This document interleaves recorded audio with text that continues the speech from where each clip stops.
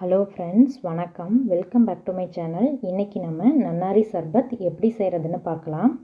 இது நம்ம 5 மினிட்ஸில் செஞ்சு முடிச்சிடலாம். இந்த சர்பத் செய்கிறதுக்கு நான் ஒரு 3 எலுமிச்சம்பழம் எடுத்திருக்கேன். நீங்கள் எவ்வளோ பேருக்கு செய்ய போகிறீங்களோ அதுக்கு ஏற்ற மாதிரி லெமன் எடுத்துக்கலாம். நான் இன்றைக்கி கடையிலேருந்து வாங்கி வச்சுருக்க இந்த நன்னாரி சர்பத் சிரப் யூஸ் பண்ணி தான் ஜூஸ் செய்ய போகிறோம். இது 750 ml 99 rupees தான். இதில் ஆல்ரெடி சுகர் இருக்கும். அதனால நம்ம எக்ஸ்ட்ரா சுகர் ஆட் பண்ண தேவையில்லை. இது கூட கொஞ்சம் ஐஸ் க்யூப்ஸும் தேவையான அளவு தண்ணியும் எடுத்துக்கலாம். இப்போ ஜூஸ் செய்கிறதுக்கு நம்ம எலுமிச்சம்பழத்தை எல்லாத்தையும் பிழிஞ்சு எடுத்து வச்சுக்கலாம். நாங்கள் ஒரு 5 பேருக்கு ஜூஸ் செய்ய போகிறோம். ஸோ அதுக்கு 3 எலுமிச்சம்பழ ஜூஸ் எடுத்திருக்கோம். அப்புறம் 3 டேபிள் ஸ்பூனுக்கு நன்னாரி சர்பத் ஆட் பண்ணிக்கலாம். எங்களுக்கு 3 டேபிள் ஸ்பூன் கரெக்டாக இருந்துச்சு.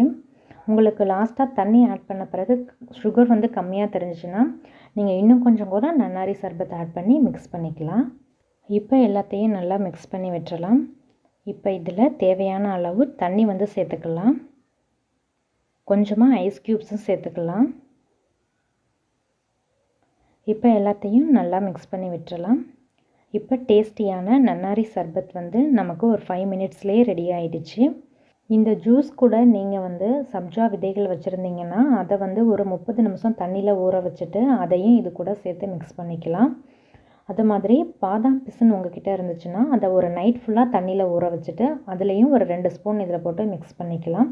இப்போ நம்ம நன்னாரி சர்பத்தை சர்வ் பண்ணிடலாம். இந்த வீடியோ பிடிச்சிருந்தா லைக் பண்ணி ஷேர் பண்ணிவிட்டு சப்ஸ்கிரைப் பண்ணி பெல் ஐக்கானை கிளிக் பண்ணி ஆளுங்கிற ஆப்ஷனை கிளிக் பண்ணி வச்சுக்கோங்க.